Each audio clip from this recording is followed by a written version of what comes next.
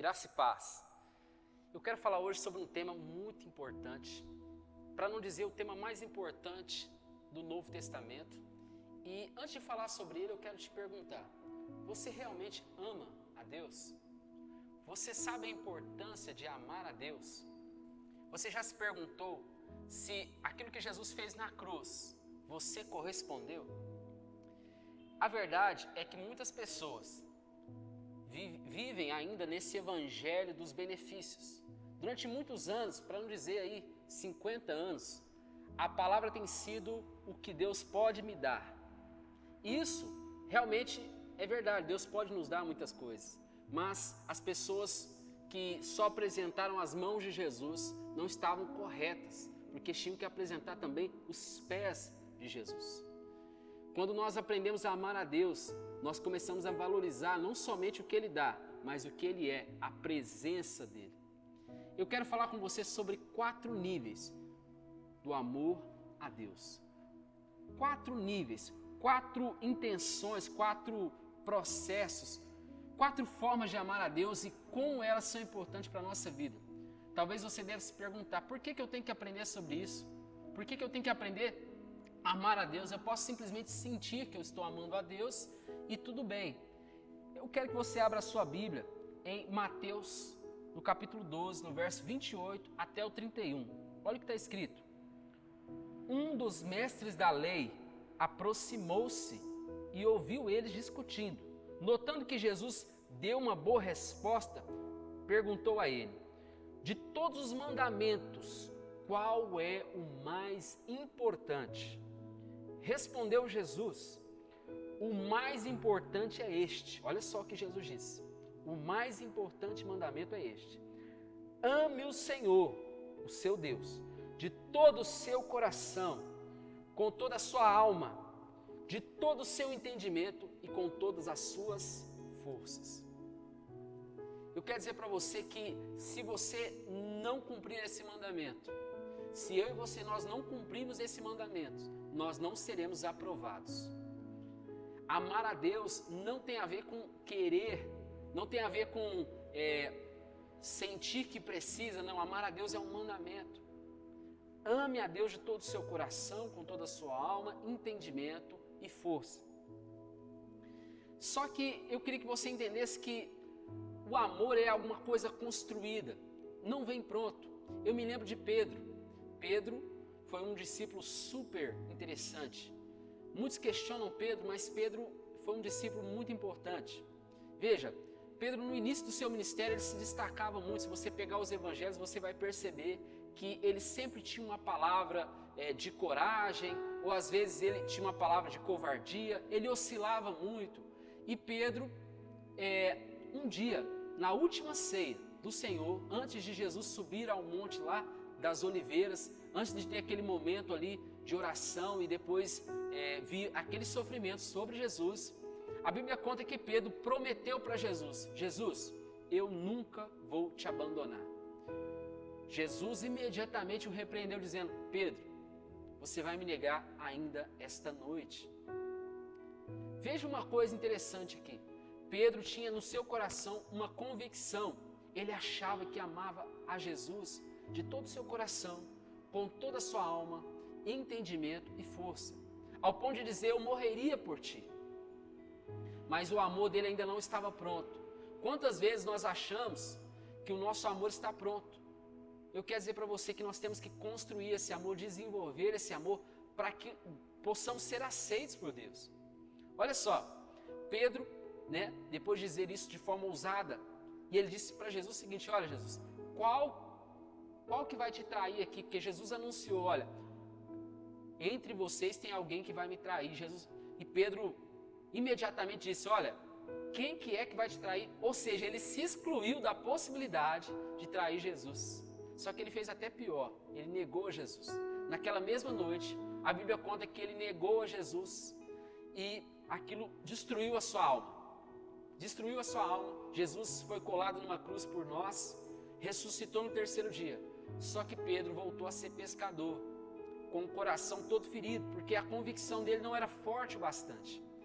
Só que Jesus foi atrás dele. Jesus ressuscitou e foi atrás de Pedro.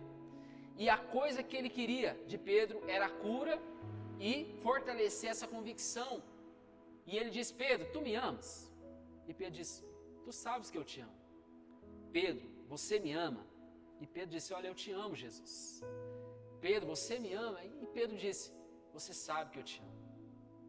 Olha que interessante isso. O amor de Pedro não estava pronto. Será que o nosso amor está pronto?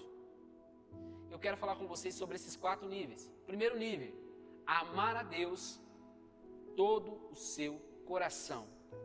Salmo 37, verso 4 está escrito: deleita-te no Senhor, e Ele concederá os desejos do teu coração. A palavra deleitar-se significa afagar, ter prazer, contentamento, ter sentimento de satisfação. O Senhor quer que o primeiro nível do nosso amor por Ele seja um amor de todo o coração. O seu melhor sorriso tem que ser para Jesus. O seu melhor choro tem que ser na presença de Jesus. A sua euforia tem que ser quando você entra na presença do Espírito Santo. Quando muitas vezes a gente entra na igreja, às vezes entra por obrigação, ou às vezes a gente vai ler a palavra de Deus e nem sente amor no que estamos fazendo, ou a gente vai ter um tempo a sós com o Espírito Santo e aquilo nem nos dá prazer. Eu quero dizer para você que você tem que quebrar esse paradigma na sua vida e aprender a gostar da presença de Deus mais do que as outras coisas. Quem não gosta de sentar no seu sofá e ver uma série, maratonar alguma série, isso é muito gostoso. Quem não gosta de comer bacon, é muito bom. Mas eu quero dizer que você tem que amar de coração a presença de Deus. O segundo nível: amar a Deus com toda a sua alma. A alma é onde estão os desejos e necessidades do nosso ser. Eu queria que você lesse comigo Salmo 42, no verso 1 e 2. Olha o que está escrito na palavra de Deus: como o cervo que brama pela corrente das águas, assim suspira a minha alma por ti. Ó Deus, a minha alma tem sede de Deus, do Deus vivo. Quando entrarei e me apresentarei ante a face do Senhor meu Deus, as minhas lágrimas servem de mantimento dia e noite, porquanto me dizem constantemente: onde está o teu Deus? Quando me lembro disso, dentro de mim derramo a minha alma. O salmista está dizendo: eu tenho que anelar por Ele, a minha alma tem que desejá-lo. Eu não sei se você toma café, mas uma pessoa que nunca tomou café na vida, se ela começar a tomar café e ela tomar café por 21 dias, o corpo dela vai sentir necessidade de café. Isso acontece porque aquilo virou uma necessidade fisiológica. Nós temos que ter um relacionamento com Deus duradouro, de tal ponto, tão intenso, com tanto coração, que a nossa alma deseja estar com Ele. Eu gosto de dar esse exemplo porque todas as vezes que algum jovem me pergunta sobre como ele pode ser mais intenso com Deus, eu sempre dou esse exemplo.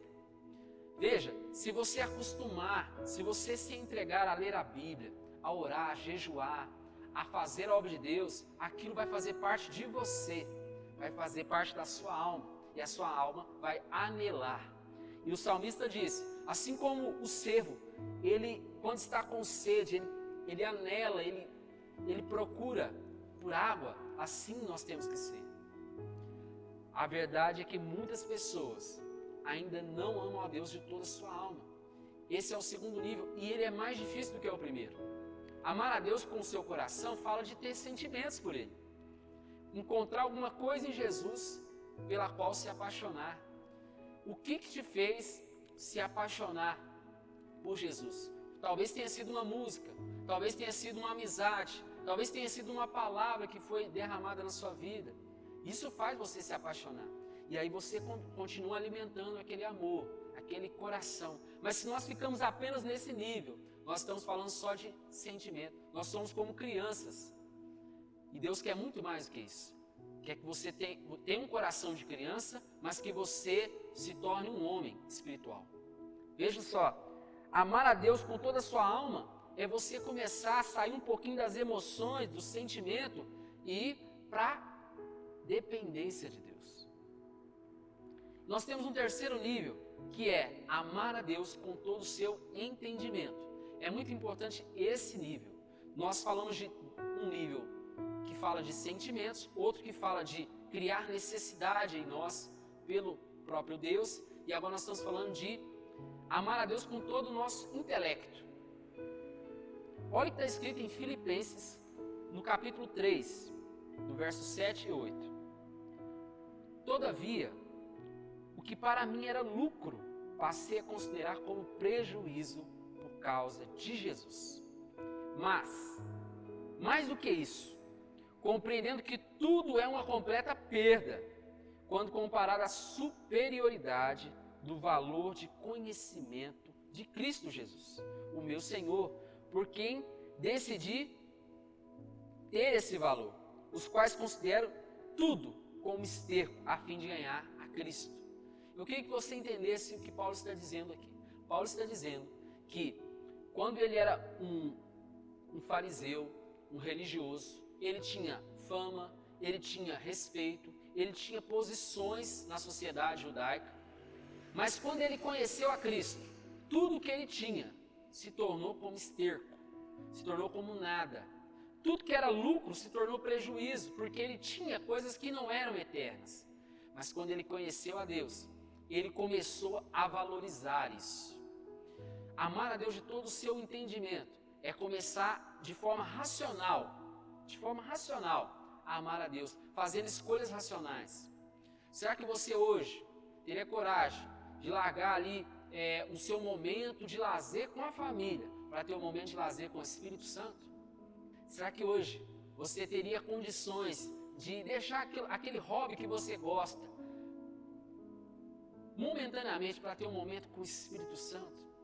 Isso fala de poder escolher de forma racional. Em Romanos capítulo 12 fala para a gente ter culto racional a Deus. A gente não tem que ser vaquinha de presépio.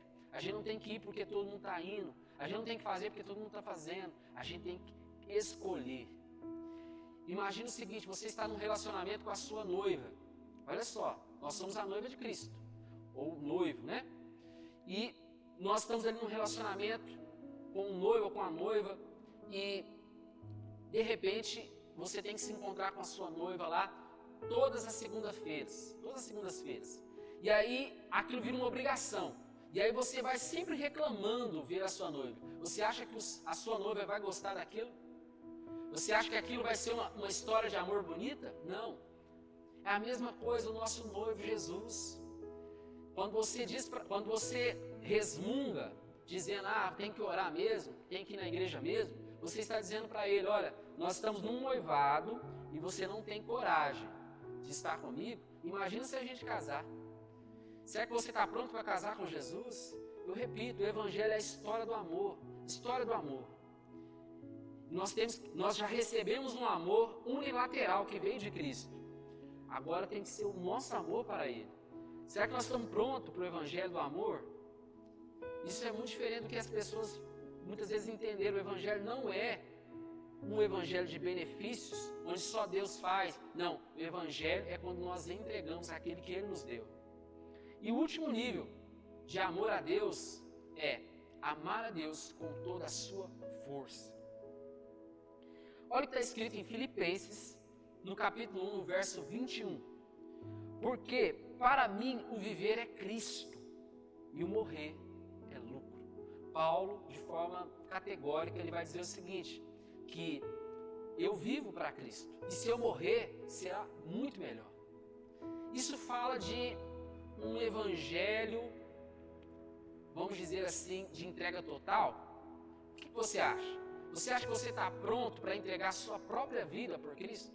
Existem países no mundo onde carregar uma Bíblia é pena de morte, onde falar a palavra Jesus vai te causar aí torturas dilacerantes. Será que você está pronto para sofrer por Cristo? Será que você está pronto para isso? Olha, a Bíblia está mandando, Jesus disse, olha, me ame de todo o seu coração, com toda a sua alma e entendimento, mas eu também quero que você me ame com toda a sua força. Amar a Deus com toda a sua força fala de entregar tudo, entregar a sua força vital. Você tem coragem de morrer por Jesus? Eu creio que esse é o nível mais alto. E há nesse nível aquelas pessoas que realmente Jesus vai recebê-las de forma sobrenatural. A palavra de Deus fala da história de Estevão. Estevão morreu por Cristo. E quando estava sendo apedrejado, Deus deu uma visão para ele e ele viu os céus abertos sobre a sua cabeça. E ele viu Jesus à direita do Pai e Jesus se levantando para recebê-lo. A coroa da vida. Apocalipse diz que quando você morre, perece por Jesus, em defesa do Evangelho, cumprindo a missão, você recebe a coroa da vida. Você tem lugar no céu, mas para aqueles apenas que amarem a Deus de todo o seu coração, alma, entendimento e força. Eu quero orar por você, para que você alcance aí esses níveis mais altos. Todos nós precisamos entender que nós estamos em algum nível. E muitas vezes nós descemos um nível. Nós subimos, descemos, mas o desafio é nos manter num nível sempre alto de amor a Deus. Cultuar a Deus é amar a Deus. É amar a Deus. Senhor, meu Deus e meu Pai, a Tua palavra, ela desmente, a Tua palavra traz luz e a Tua palavra nos traz consciência. Então dê consciência a cada um que me ouviu, para que o Senhor possa, Pai, incentivá-lo a amar a Tua presença muito mais do que os Teus benefícios, muito mais do que as concorrências que esse mundo traz, em nome de Jesus. Amém. Deus te abençoe.